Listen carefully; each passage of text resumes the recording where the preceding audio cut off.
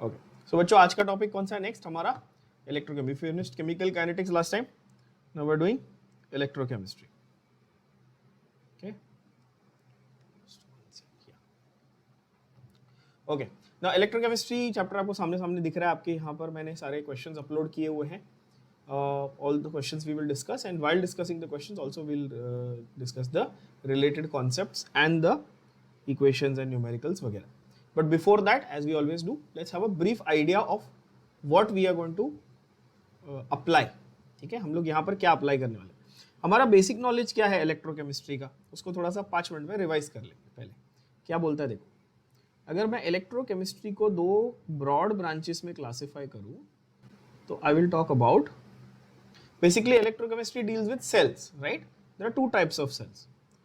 एक होते हैं electrolytic cells और एक होते हैं electrochemical cells. Yes? Electrolytic और electrochemical cell. ठीक है, पहला फंडा तो ये है. इलेक्ट्रोलाइटिक सेल क्या करता है? ये इलेक्ट्रिकल एनर्जी को केमिकल एनर्जी में कन्वर्ट करता है. और इलेक्ट्रोकेमिकल सेल क्या करता है बच्चों? केमिकल एनर्जी को इलेक्ट्रिकल एनर्जी में कन्वर्ट करता है. ठीक है, तो इलेक्ट्रोलाइटिक सेल जो होता है जिसको आप एनर्जी सप्लाई करते हो और केमिकल रिएक्शन होता है. इलेक्ट्रोकेमिकल सेल उल्टा, जिसमें केमिकल रिएक्शन होता है और वो आपको एनर्जी सप्लाई करता है. ये बात तो क्लियर है बच्चों सबको? सिंपल चीज है ना. Now, what are the formulae primarily that we are going to use? ठीक है ना, फॉर्मूले क्या हम लोग प्राइमरीली यूज करने वाले हैं. अगेन इस चैप्टर में मैं आपको कुछ ऐसे ट्रिक्स बताऊंगा, आज शॉर्टकट्स बताऊंगा, ट्रिक्स बताऊंगा कि आपको फॉर्मूले की ज्यादा जरूरत नहीं पड़ेगी. हम लोग लॉजिक से काफी सारे अच्छे क्वेश्चंस सॉल्व कर लेंगे, जैसे कि फैराडेज लॉज वगैरह के सारे क्वेश्चंस. अच्छा, और एक चीज यहाँ पर समझ लेना जरा कि हम लोग जब सेल की बात करते हैं तो उसके काम करो, ऐसा लिख लो, लिस्ट ऑफ फॉर्मूले. ठीक है, list of formulae of this particular chapter.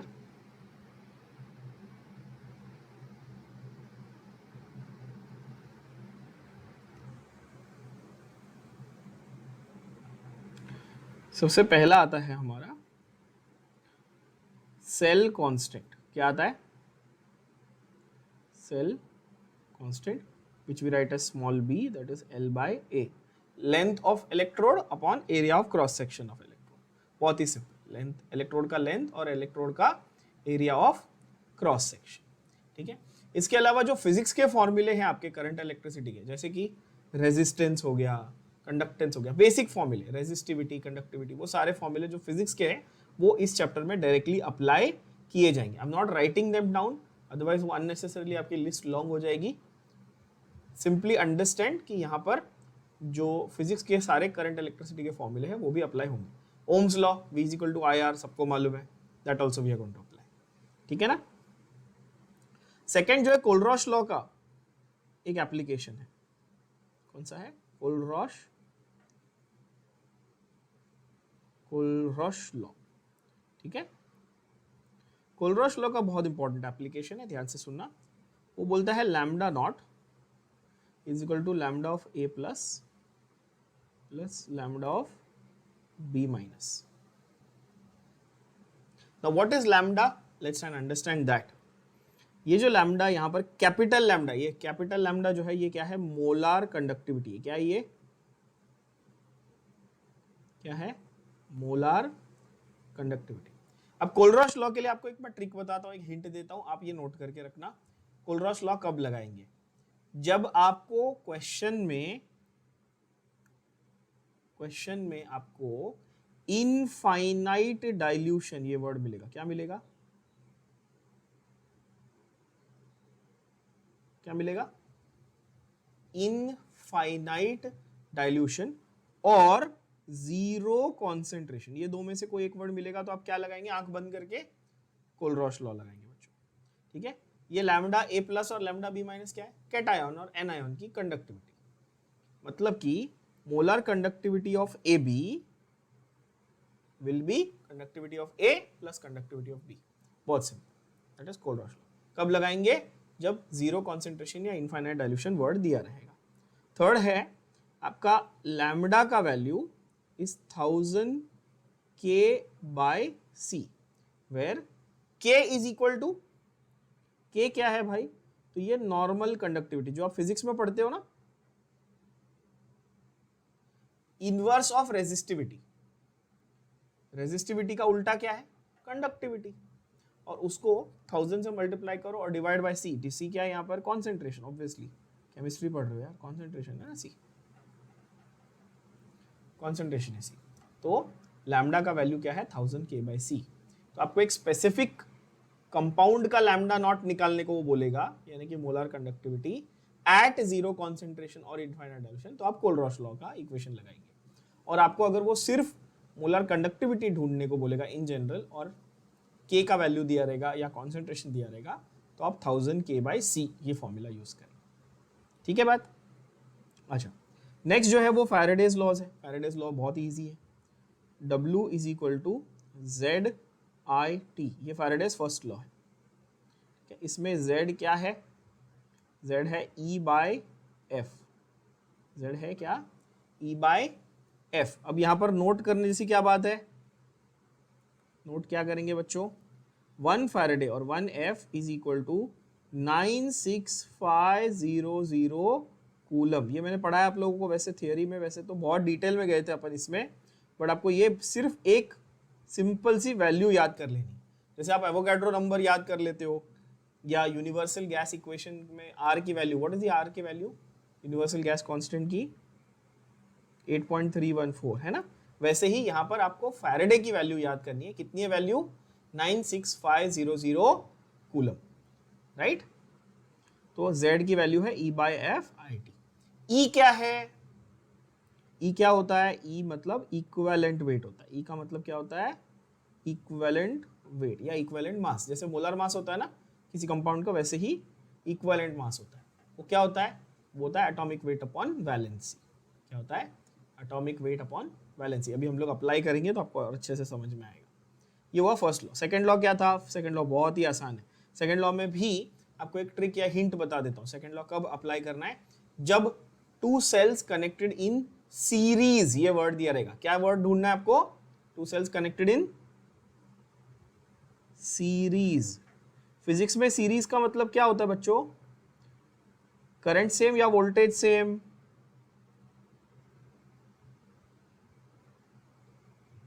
Current same of course, है ना। इन सीरीज दिया रहेगा, two cells connected in series दिया रहेगा, तभी आप ये वाला फैराडेज सेकंड लॉ यूज करेंगे। दिस इज सेकंड लॉ, ठीक है। ये हमारा पूरा ये जो है ये पूरा हमारा सेकंड लॉ है, ठीक है।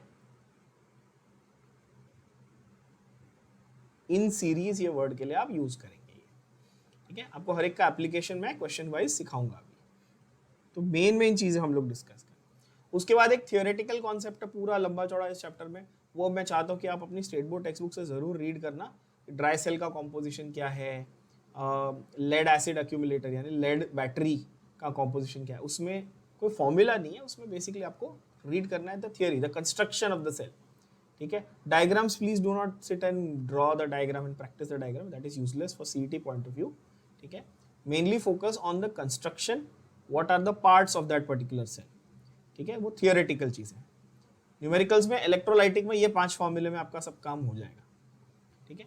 इलेक्ट्रोकेमिकल में जब आप आओगे, इलेक्ट्रोकेमिकल में जब आप आओगे तो एक ही एक्चुअली ढंग का फॉर्मूला है जो आप यूज करने वाले हो ज्यादा करके, and that is called as the Nernst equation. But उसके पहले, नर्न्स्ट इक्वेशन सीखने के पहले आपको ई ऑफ सेल सीखना पड़ेगा, यानी कि E of cell. Now what is E of cell, that is called cell potential. E of cell को अपन क्या बोलते हैं, cell potential. What is E of cell called? Cell potential. What do you mean by cell potential? यानी कि cell आपको कितना energy generate करके देगा, EMF, जिसको फिजिक्स में आप लोग EMF, इलेक्ट्रोमोटिव फोर्स के नाम से पढ़ते हो। आई होप सबने पढ़ा होगा ये।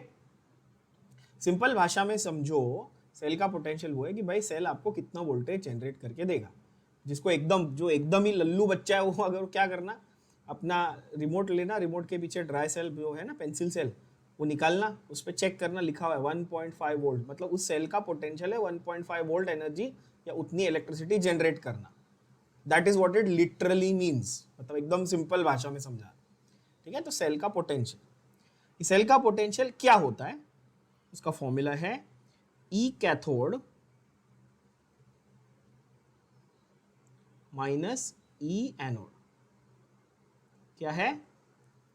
ई कैथोड माइनस ई एनोड। ठीक है, अब इसमें नोट, हमको कैसे पता कि कैथोड कौन सा और एनोड कौन सा है?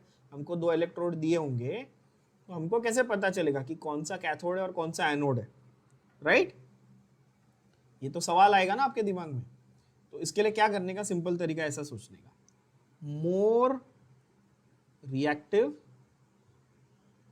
या बोल सकते हैं मोर इलेक्ट्रोपॉजिटिव, है ना, जो मोर इलेक्ट्रोपॉजिटिव या मोर रिएक्टिव वगैरह रहेगा ना, है ना, या फिर जो लेफ्ट साइड पे लिखा रहेगा सेल इक्वेशन में, कहां पे लिखा रहेगा?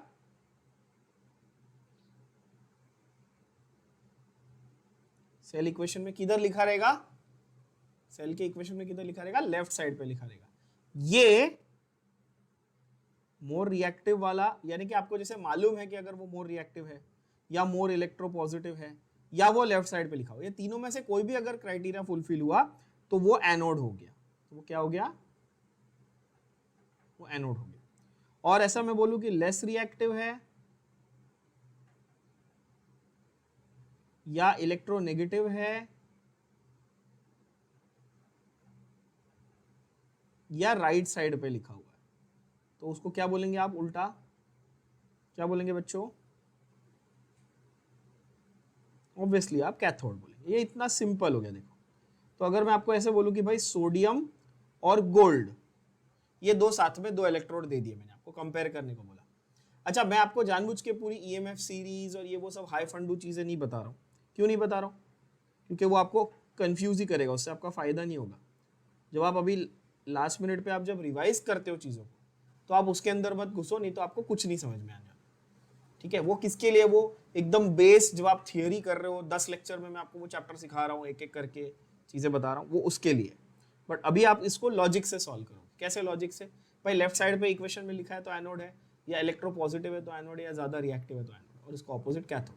जैसे मैंने आपको एग्जांपल दिया सोडियम और गोल्ड, तो मुझे पता है सोडियम ज्यादा रिएक्टिव है ना, तो सोडियम एनोड बनेगा, गोल्ड कैथोड बन जाएगा। क्या दिमाग में है ना? ये मुझे सिंपल पता है। जैसे अगर मैं आपको बोलूं कि अच्छा पोटेशियम है और फ्लोरीन है, तो फ्लोरीन क्या बनेगा? कैथोड। क्यों? क्योंकि फ्लोरीन इलेक्ट्रोनेगेटिव होता है। पोटेशियम क्या बनेगा? एनोड। इस तरह से आपको सोचना है। क्या ये बात भेजे में सबके जा रही है? अगर आप लॉजिक से नहीं सोचोगे तो फिर ये चैप्टर आपका 5 लेक्चर में भी खत्म नहीं होगा, और आपको 5 दिन लग जाएंगे एक चैप्टर खत्म करने में, वो भी नहीं हो पाएगा आपसे। ठीक है, क्योंकि इस वक्त जब आपके पास कम टाइम है और लास्ट के कुछ दिन बचे आपको सीईटी प्रिपेयर करने या पढ़ने के लिए, तब आप एक एक चैप्टर को बैठ के थियोरी की तरह नहीं कर सकते, आपको लॉजिक से सॉल्व करना है चीजों को, इतना याद रखना। ठीक है, you read the theory from the text book, that is up to you, take 1 hour, read the entire chapter, but application of logic is important. I hope that is understood, right? As I mentioned, so if you understand E cell, now you know Nernst equation, how to apply Nernst equation. What is Nernst equation? E of cell is equal to E naught of cell minus 0.0592 by n log of product concentration upon reactant concentration. ठीक है, E cell minus 0.0592 by n log of product concentration upon reactant concentration. अब ये 0.0592 कहां से आया, ये सवाल आएगा। Here, what is E cell? Potential of cell at any conditions. What is E naught of cell? Potential at standard conditions. Not का मतलब तो थर्मोडायनेमिक्स में भी सिखाया था, स्टैंडर्ड कंडीशंस होता है ना। तो नॉट का मतलब स्टैंडर्ड, ये वाला स्टैंडर्ड, ये वाला नॉन स्टैंडर्ड, क्या ये सबके भेजे में गया? सिंपल चीज, स्टैंडर्ड नॉन स्टैंडर्ड, ठीक है। तो ये बेसिक मेजर फॉर्मूले कॉन्सेप्ट हैं जो हम लोग यूज करके यहाँ पे सारे क्वेश्चन सॉल्व करेंगे। इसके अलावा अगर कुछ कॉन्सेप्ट थियोरेटिकल वगैरह आ रहे हैं, फैक्चुअल आ रहे हैं, तो while we as we solve the questions I'll keep telling, ठीक है। let's not waste much time in the writing of the synopsis, we'll just directly solve the questions। चलो, आपके स्क्रीन पे आप सब लोगों को क्वेश्चन दिख रहे हैं, I hope so clearly. Let's see the first one, question number 1, what does it say? It says how many faradays of electricity are required to deposit 10 gram of calcium from molten calcium chloride using inert electrodes where molar mass of calcium is given as 40 gram per mole। अब वहां पर question में आप ध्यान से देखेंगे तो आपको तुरंत आ गया वर्ड फैराडेज ऑफ इलेक्ट्रिसिटी। क्या आ गया? फैराडेज ऑफ इलेक्ट्रिसिटी और certain gram of calcium deposited. Question दिख रहा है आप सब लोगों को? क्या बोल रहा है वो? फैराडेज ऑफ इलेक्ट्रिसिटी पूछ रहा है, यानी क्वांटिटी ऑफ इलेक्ट्रिसिटी और certain gram of calcium deposited. तो हमने फॉर्मूले लिखे, आप देखो यहां पर फैराडे और कितने ग्राम डिपॉजिटेड, तो तुरंत आपको क्या स्ट्राइक होगा कि इसमें क्या अप्लाई होने वाला है? The moment you see the word deposited liberated, certain grams deposited liberated, and you see the relation of the word Faraday, तो क्या अप्लाई करना है आपने? फर्स्ट लॉ अप्लाई करना है, ठीक है बच्चों। और फर्स्ट लॉ अप्लाई करना बहुत इजी हो गया ये, तो आप देखो क्या बोल रहा है वो, W is equal to E by F I T. ये मेरे पास फॉर्मूला है, बोलो हाँ कि ना? अच्छा, आई टी फिजिक्स के हिसाब से I into T, current into time is what? Charge. तो मैं आई टी की जगह क्यों लिखूं? ये थर्मोडायनेमिक्स वाला क्यों नहीं है, थर्मोडायनेमिक्स वाला क्यों हीट होता है, ध्यान देना, नहीं तो गड़बड़ करोगे। So W is equal to E by F into Q, ठीक है। मैंने क्या बोला था? E क्या है? इक्विवेलेंट वेट है, थोड़ी देर पहले कहा था ना। अभी E क्या है? इक्विवेलेंट वेट है, और equivalent weight is nothing but molar mass upon valency, यानी कि इन दिस केस कैल्शियम के केस में क्या है? Atomic weight upon valency. अब क्वेश्चन को ध्यान से पढ़ो, उसने कैल्शियम क्लोराइड बोला है आपको। क्या बोला है? Calcium chloride. Can you see that? Calcium chloride. Now calcium chloride मतलब CaCl2, मतलब कैल्शियम की वैलेंसी कितनी बताई उसने बच्चों आपको? बताई है 2। 40 उसका वेट है, वैलेंसी उसकी 2 है, 96500 आपका फैराडे का वैल्यू है, आपको पता ही है। 10 ग्राम डिपॉजिट करना है और Q मुझे ढूंढना है। कितना इजी हो गया है कि नहीं? Q की वैल्यू क्या हो गई बताओ? 10 इंटू 2 इंटू 96500 अपॉन 40। क्या ये सबको क्लियर है? बोलो यस और नो। सिंपल कैलकुलेशन, ये हो गया 10, 2 2 4, तो Q हो गया 96500 का हाफ, है ना? 96500 क्या था? 1 फैराडे था, तो ये हाफ मतलब कहना है इसे 0.5 फैराडे।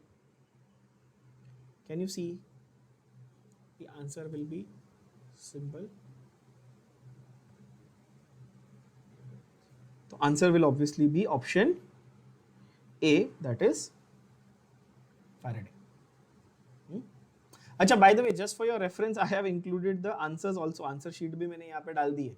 इससे ज़्यादा आसान नहीं कर सकता हूँ मैं आप लोगों के लिए, बहुत कुछ सब कुछ डाल दिया इसमें, ठीक है। जस्ट टू कंफर्म कि आप जब खुद से भी प्रैक्टिस कर रहे होगे तो आपके पास आंसर शीट भी है, कि आपके जो ये है क्या बोलते हैं सॉल्यूशन, में आपको यहाँ पे सॉल्व करा के दे रहा हूँ, सॉल्यूशन लिख के दे रहा हूँ और आंसर की भी दे रहा हूँ, ठीक है बच्चों।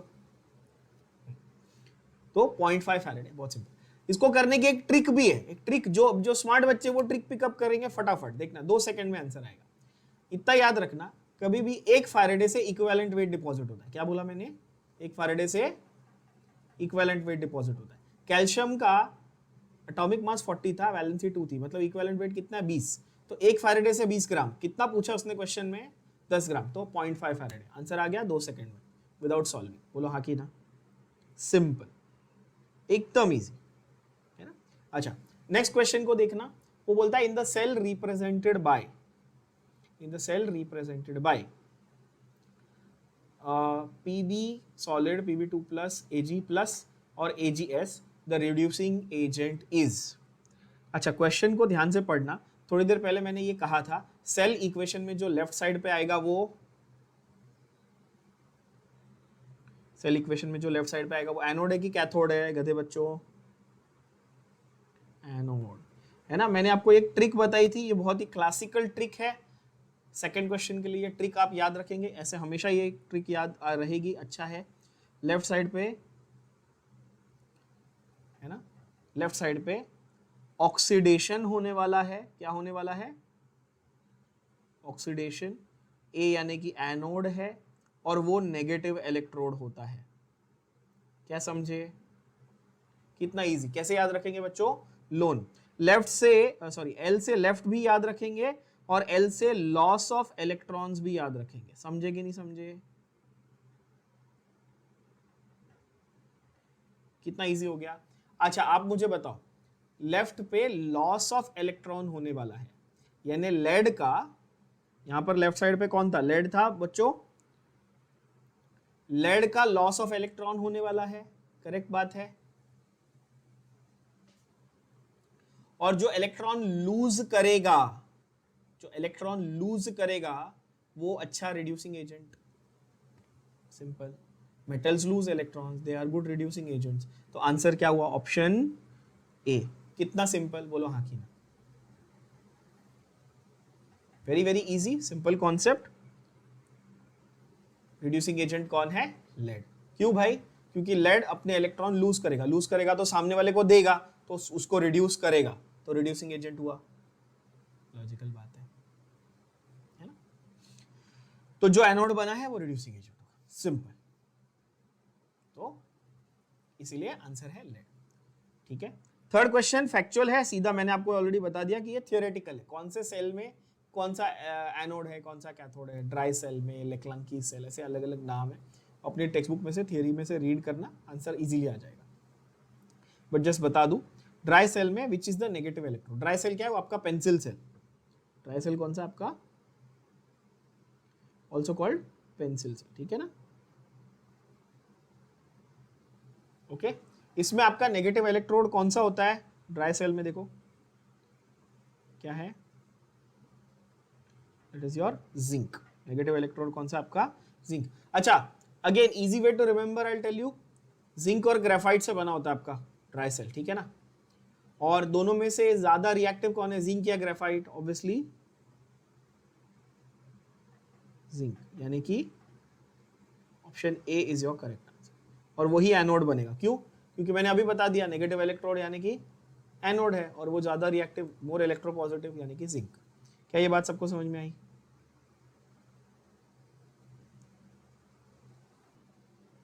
ड्राई सेल में लिख के रख लो, zinc is anode and carbon यानी कि ग्रेफाइट इज कैथोड। जिंक की पूरी केसिंग होती है ना, वो एनोड होता है। ओके, क्वेश्चन 4 देखते हैं। Reaction taking place at anode during electrolysis of fused sodium chloride. What is fused? Fused means, fused means molten. Fused means molten sodium chloride, है कि नहीं बच्चों? तो सोडियम क्लोराइड में एनोड पे क्या होगा? अभी मैंने बताया एनोड पे क्या होने वाला है, लॉस या गेन? लॉस, यानी ऑक्सीडेशन या रिडक्शन? ऑक्सीडेशन। ऑप्शन देखो, राइट। हमारा ऑक्सीडेशन किसका होगा? कॉमन सेंस है। लॉस किसका होगा? मेटल का। तो पहली बात तो ए और डी में से आंसर होगा, इतना तो किसी भी कोचू को समझ में आ गया होगा। क्यों भाई? क्योंकि एनोड पे पूछा है। क्वेश्चन को पढ़ो, क्या पूछा है? एनोड पे पूछा है, बरोबर बोल रहा हूँ, एनोड पे पूछा है। देखो एनोड पे क्या होने वाला है? लॉस होने वाला है ना। एंड ऑक्सीडेशन यानी ए और डी, और किसका, किसमें लॉस प्रेफरेबल है, मेटल में कि नॉन मेटल में? ऑब्वियसली मेटल में। तो कैन आई से the reaction will look something like this. बच्चों ध्यान से देखना, Na atoms becoming Na plus plus electron. क्या ये बात क्लियर है? यस। नेक्स्ट है आपका डायरेक्ट फैक्चुअल क्वेश्चन। नेक्स्ट आपका डायरेक्ट फैक्चुअल क्वेश्चन है, याद रखना ये।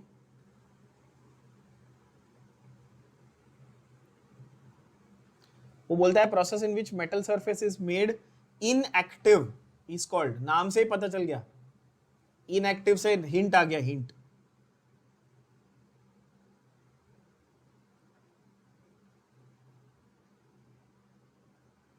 मेटल के सरफेस पे जब आप एक और ऐसा लेयर लगाते हो ना to prevent corrosion, that process is called passivation.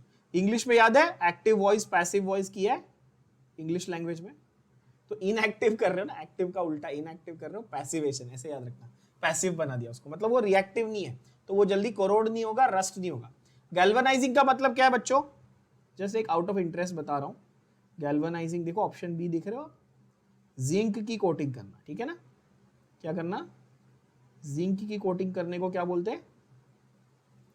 Galvanising, ठीक है ना?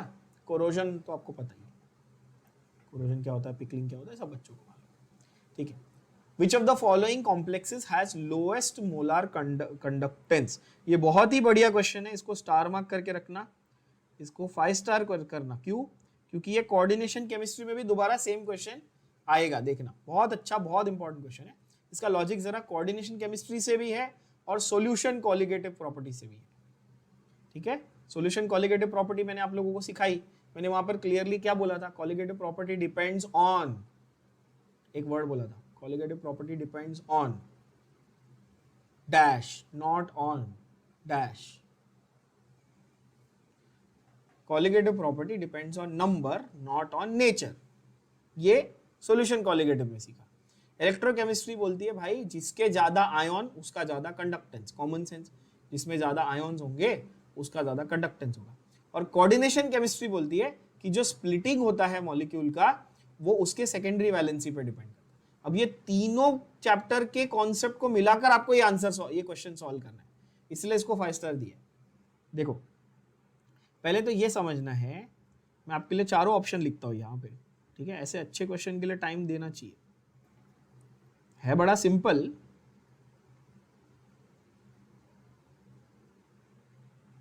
ऑप्शन ए देखो क्या दिया उसने बच्चों, COCl3 3NH3, समझ में आ रहा है? ऑप्शन बी क्या दिया है?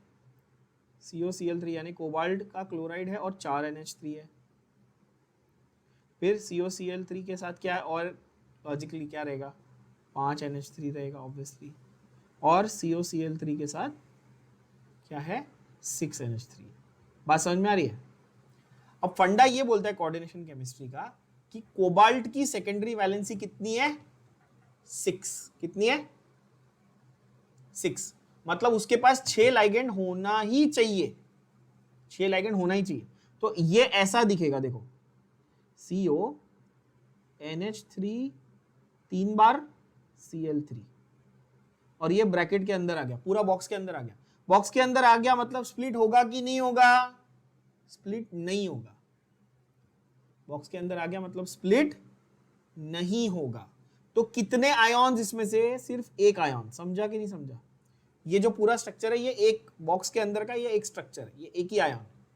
गया दिमाग में? अच्छा अब सेकंड वाले को सेम लॉजिक से आप करो, बहुत इजी लगेगा। CONH3 कितनी बार है बेटा? Cl2 और Cl बाहर आ जाएगा, तो Cl अलग और बॉक्स वाला अलग, कितने टाइप के आयॉन्स बने? समझ में आ रहा है सबको ये?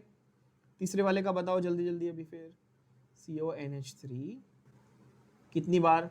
5 बार। Cl और बाहर कितने? Cl2। बाहर 2 Cl है और एक पूरा बॉक्स जो पूरा स्क्वायर ब्रैकेट है, स्क्वायर ब्रैकेट स्प्लिट नहीं होगा, ठीक है। तो क्या होंगे? टोटल 3 आयॉन्स होंगे। सबको समझा ये? और लास्ट वाले में बता दो जल्दी जल्दी क्या होगा बच्चों? CONH3 6 टाइम्स और Cl3 कितने होंगे बोलो? 4 है। तो किसके पास लीस्ट नंबर ऑफ आयॉन्स हुए? ऑप्शन ए के पास। तो उसकी कंडक्टिविटी सबसे कम हुई, बोलो हाँ कि ना। अगर वो आपको पूछता हाईएस्ट मोलर कंडक्टिविटी तो आप क्या मार्क करते? ऑप्शन डी मार्क करते। क्या ये सबको समझ में आई बात? बोलो हाँ कि ना। बहुत अच्छा क्वेश्चन, ये कोऑर्डिनेशन केमिस्ट्री में वर्नर्स कॉम्प्लेक्सेस करके एक पार्ट है, उसका भी यहाँ पर एप्लीकेशन है। और सॉल्यूशन कॉलिगेटिव बोलता है भाई जिसके ज्यादा आयन, मतलब क्वांटिटी, नंबर देखना है, बेसिकली नंबर ऑफ आयन्स देखना है। और ऑब्वियसली यहाँ पर कंडक्शन बोलता है कि भाई आपका क्या बोलते हैं, जितने ज़्यादा आयन्स उतनी ज़्यादा कंडक्टिविटी। तो ये दिमाग आपको लगाना पड़ेगा, एटलीस्ट कोऑर्डिनेशन केमिस्ट्री और ये वाला कंडक्टेंस वाला, ये दोनों दिमाग लगाना पड़ेगा, तभी ये सॉल्व होगा। Okay, how is electrical conductance related to area of cross section? ये तो फिजिक्स का क्वेश्चन है, फिजिक्स का क्वेश्चन है ये तो। Resistance is equal to rho L by A, बोलो हाँ की ना? यस बच्चों, रो एल बाय ए। और रेजिस्टेंस का उल्टा क्या होता है बच्चों? Conductance. Conductance is equal to K A by L, उल्टा हो गया ना, K into A by L. तो आंसर क्या होगा सेवेंथ का? Option C. Can you see that option? K into A into L raise to -1। ऐसा क्या गोचुल हो गया, एल रेस टू -1 ऐसा लिखा है, ठीक है, बाय एल नहीं लिखा, एल रेस टू -1 लिख दिया। Now next is 8th question. Can you see that on your screen clearly? I hope so. Yes. At 25 degree Celsius, molar conductance of sodium and ammonium hydroxide is 9.54 per ohm centimeter square per mole वगैरह वगैरह। Third line में एक important word आया, मैंने important word बोला था, क्या word आया? Infinite dilution. क्या वर्ड आया? इनफाइनाइट डाइल्यूशन वर्ड आया ना, ठीक है। तो लैम्डा नॉट की बात कर रहा है वो, तो क्या बात कर रहा है वो? लैम्डा नॉट की बात कर रहा है ना। Now here in question 8 बच्चों, आप लोगों को बहुत सिंपल एक फॉर्मूला है, बहुत सिंपल फॉर्मूला है जो आपको यहाँ पर अप्लाई करना है। मैंने आपको लैम्डा नॉट के बारे में बताया था कि वो मोलर कंडक्टिविटी होती है, ठीक है। तो लैम्डा और अल्फा का जो रिलेशन है वो ऐसा है, अल्फा इज लैम्डा बाय सी। कितना दिया आप लोगों को lambda?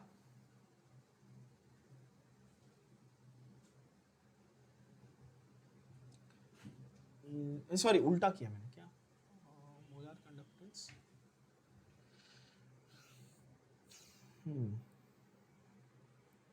so you have to write lambda upon lambda naught. मतलब molar conductance at 0.1 is 9.54 and at infinite dilution is 238. infinite dilution वाला is not वाला ना, ये ऑलरेडी बता दिया। infinite dilution is not वाला, सिर्फ दो वैल्यूज है, उनको डिवाइड करना है। क्या है? 9.54 अपॉन कितना है? 9.54 अपॉन 238 है ना। और इसको अपने को परसेंटेज में चाहिए, यस, ये अपने को परसेंटेज में चाहिए, तो परसेंटेज में क्या आएगा? इंटू 100। चलो करो कैलकुलेशन, बहुत सिंपल है। 9.54 अपॉन 238 इंटू 100 कितना आता है? जरा सिंप्लीफाई कर देते हैं। 954 डिवाइड बाय 238, अप्रोक्सीमेट कर लें 950 अपॉन 240, ऐसा कर लो, अप्रोक्सीमेशन करते हैं जरा। 24 4 सा 96 होता है, तो 4.008 यानी कि option C is your correct answer. एकदम सिंपल, ये रहा। Can you see that? Option C ये रहा, 4.008%। बहुत easy calculation. Again here what you have to know is alpha, जो डिग्री ऑफ डिसोसिएशन है उसका रिलेशन कैसा है?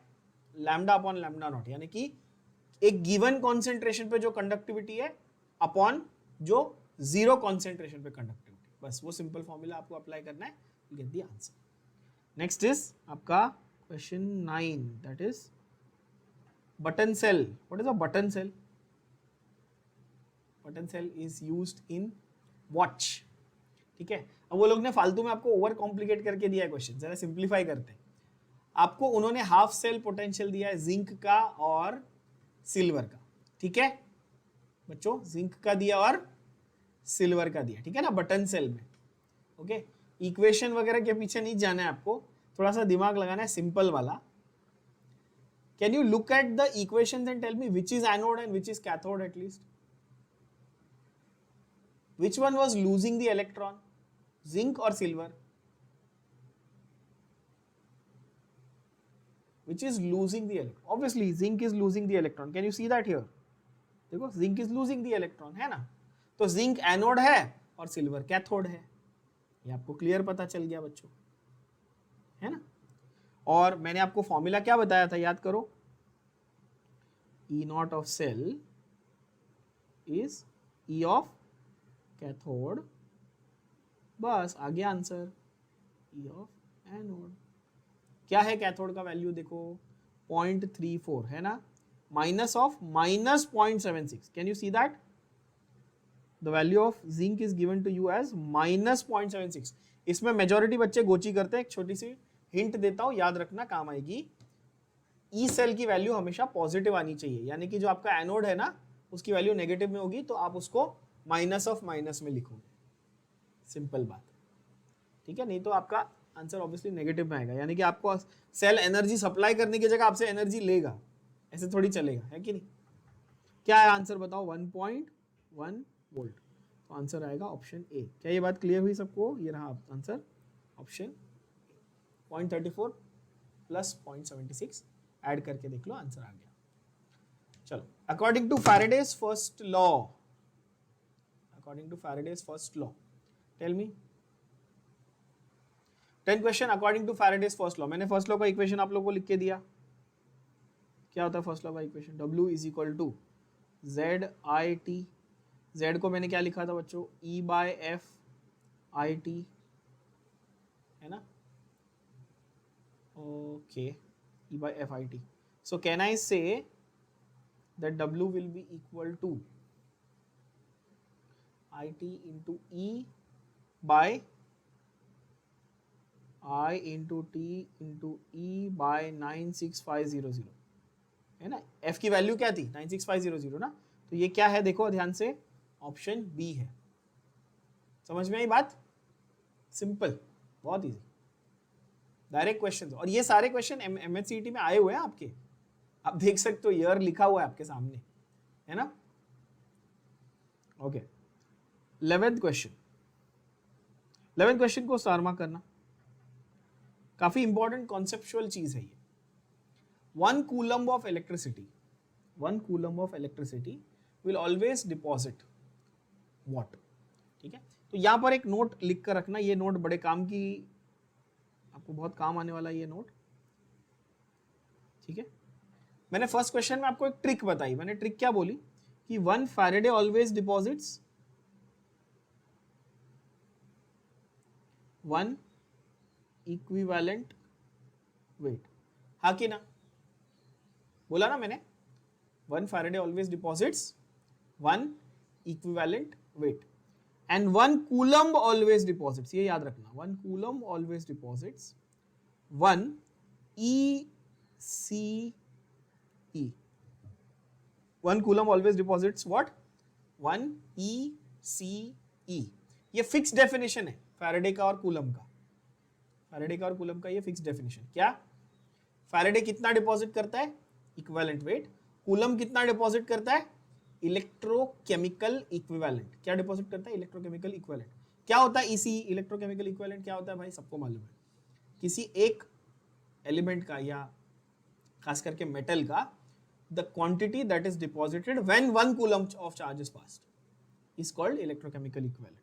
ये क्या? This is stand for electrochemical equivalent. दोनों में इक्विवेलेंट वर्ड आता है इसलिए कंफ्यूजन हो सकता है, तो इसलिए क्लियर कर लो. Electrochemical equivalent is by 1 coulomb and equivalent weight is by 1 faraday. क्या ये गया सबके दिमाग में? तो आंसर बताओ, ऑप्शन क्या हो जाएगा बच्चों 11 का? ऑब्वियसली क्या हो जाएगा देखो, इलेक्ट्रोकेमिकल इक्विवेलेंट ऑफ Ag. क्या ये बात समझ में आई? सिंपल, बाय डेफिनेशन है ये. ओके, नेक्स्ट है 12th वाला. ठीक है, गिवन SN4 से SN2 प्लस जाने के लिए reduction potential is 0.15 volt and Au3 plus से Au जाने के लिए. तो जरा दिमाग लगा के सोच के बताना कि यहां पर ये 4 प्लस से 2 प्लस गया, मतलब रिड्यूस हुआ या ऑक्सीडाइज हुआ?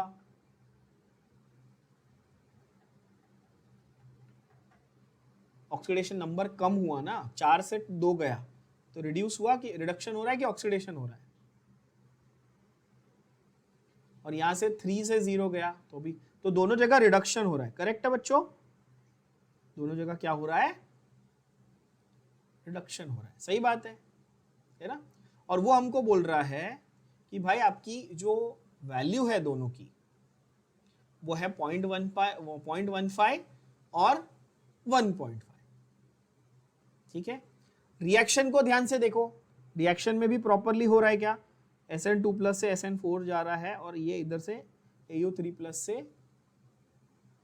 यहां जा रहा है, बरोबर है, AU3 प्लस से AU जा रहा है, तो AU3 प्लस से AU तो 1.5 वोल्ट, बरोबर ना बच्चों,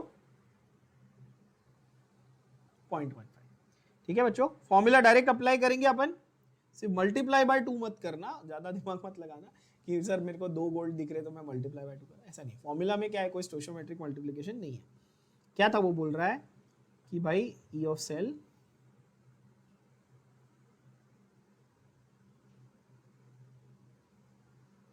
is E cathode minus E anode, ये स्टैंडर्ड है ना बच्चों। कैथोड क्या था, गोल्ड 1.5, एनोड क्या था 0.15, कितना आएगा आंसर 1.35। क्या ये समझ में आया, आंसर आएगा ऑप्शन ए, यस और नो, सिंपल हो गया। जो ज्यादा रिएक्टिव है, अभी टिन और गोल्ड में से कौन सा ज्यादा रिएक्टिव है बच्चे, टिन, गोल्ड रिएक्टिव नहीं, गोल्ड सिल्वर है ना, मर्क्यूरी कॉपर ये सब है ना, बोल सकते हैं कि प्लैटिनम पैलेडियम है ना। अच्छा एक ट्रिक बताता हूं, ऐसे याद रखना, छापा मेटल, क्या याद रखेगा, छापा मेटल, छापा मेटल मतलब copper, mercury, gold, platinum, silver, ठीक है। ये 5 है ना, ये नोबल मेटल, ये कंप्लीटली नॉन रिएक्टिव में गिने जाते हैं, तो ये चुपचाप जाके कैथोड बन जाएंगे, समझ में आया। बस ये ट्रिक याद रखना, बहुत काम आएगी बच्चों, छापा मेटल, ठीक है। ओके चलो, दैट इज योर नंबर 12 ना। Okay just one sec. Oxidation potential of unimole of calomel electrode is, ये फैक्चुअल क्वेश्चन है, ये टेक्स्ट बुक में आपके डायरेक्टली दिया हुआ है, ठीक है। अभी कैलोमेल क्या है, actually calomel is the word for Hg2Cl2, ये कंपाउंड का नाम है, क्या नाम है, मर्क्यूरस क्लोराइड जो होता है ना Hg2Cl2, इसी का दूसरा नाम है क्या, कैलोमेल, ठीक है ना। तो कैलोमेल इलेक्ट्रोड एक सेकेंडरी रेफरेंस इलेक्ट्रोड होता है। अब ये क्या होता है समझ लो जरा, ब्रीफ में समझा देता हूँ।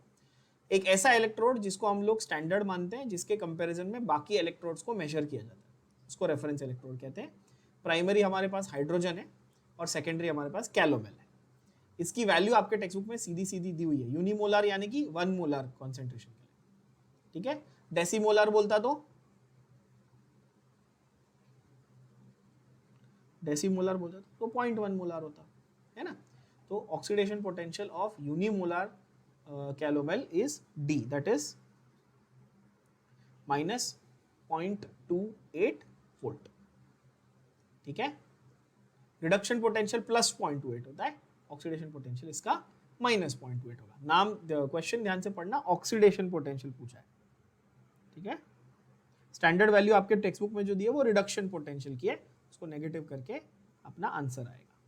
नेक्स्ट देखते हैं 14th वाला, वो बोलता है standard reduction potential for Mg2 plus two Mg, 2 plus से 0 जा रहा है, ध्यान से देखो 2 से 0 जा रहा है, मतलब रिड्यूस हो रहा है, yes, is 2.37, for copper is 0.337। अभी मैग्नीशियम और कॉपर में से कौन ज्यादा रिएक्टिव, कौन एनोड बनेगा, ऑब्वियसली मैग्नीशियम बनेगा। ये तो अभी हर बच्चे को समझ में आ गया होगा, है ना बच्चों, राइट।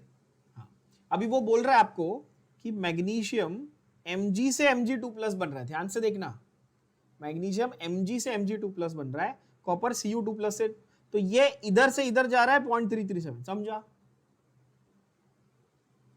एवरीबॉडी एग्रीज, इधर से इधर जा रहा है 0.337, Cu2 प्लस से Cu जा रहा है तो 0.337 है ना। तो इसमें जो केमिकल रिएक्शन हो रहा है वो Cu2 प्लस से Cu जा रहा है, पर Mg से Mg2 प्लस जा रहा है, तो 2.37 का उल्टा करना पड़ेगा। बोलो हाँ कि ना। क्वेश्चन को फिर से ध्यान से पढ़ो। ये जो वैल्यू दी है ये 2 प्लस से 0 जाने के लिए दी है, पर रिएक्शन में क्या हो रहा है, 0 से 2 प्लस जा रहा है, बात भेजे में गई। तो 2.37 का क्या करूंगा, माइनस कर लूंगा, सिंपल। तो आंसर कैसे आएगा देखना, again E of cell is E cathode minus E anode, short में लिखूं चलेगा। एनोड कौन है, मैग्नीशियम है। कैथोड की वैल्यू क्या थी बच्चों, 337 है ना, माइनस ऑफ माइनस 2.37 लिखूंगा। बात समझ में आई। अच्छा बी और सी तो आंसर हो ही नहीं सकते, वैसे भी आप समझ सकते हो बात को, राइट। आंसर क्या आ गया, जल्दी जल्दी बताओ, आंसर आ गया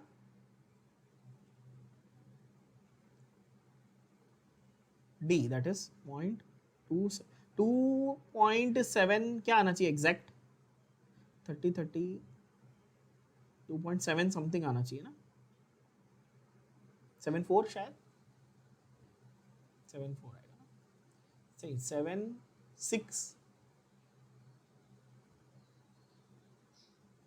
7.07, yes, 2.707, that is option D is your correct answer. So let's do one more, that is your question number 15. Copper is a divalent metal, value of electrochemical equivalent is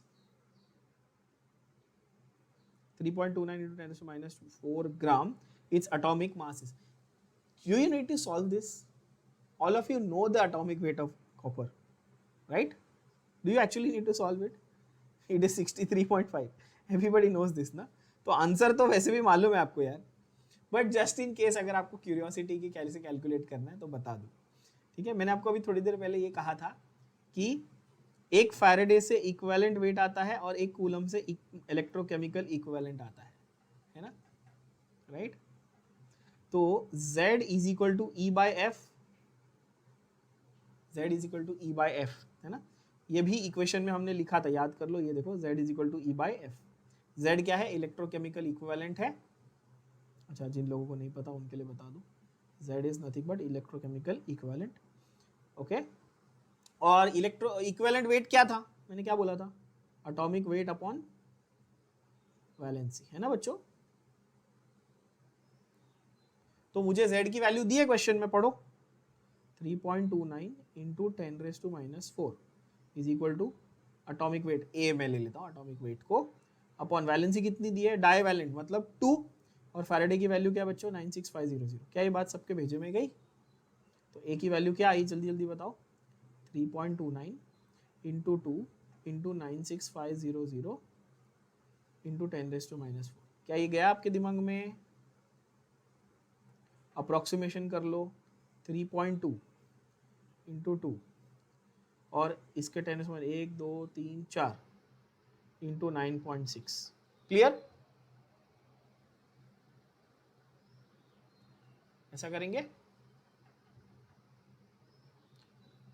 9 2 ज़ा 18, 18 3 ज़ा 54 और 18 2 ज़ा मतलब क्लोज टू 60 आपका answer आना चाहिए, मतलब मेरा आंसर सीधा सीधा आ जाएगा ऑप्शन बी, अप्रोक्सीमेशन से आंसर आ गया। या फिर आपको और सिंप्लीफाई करना है तो ऐसा कर लेना, इसको आप 3.2 इंटू 2 इंटू 10 कर लो, तो आंसर आ गया आपका सीधा सीधा 64, और आंसर क्लोजेस्ट है 63.5। क्या ये बात सबके भेजे में गई, कितना इजी है ना। तो आज के लिए यहाँ तक अपन सॉल्व कर रहे हैं, बाकी का नेक्स्ट सेशन में कंप्लीट करें।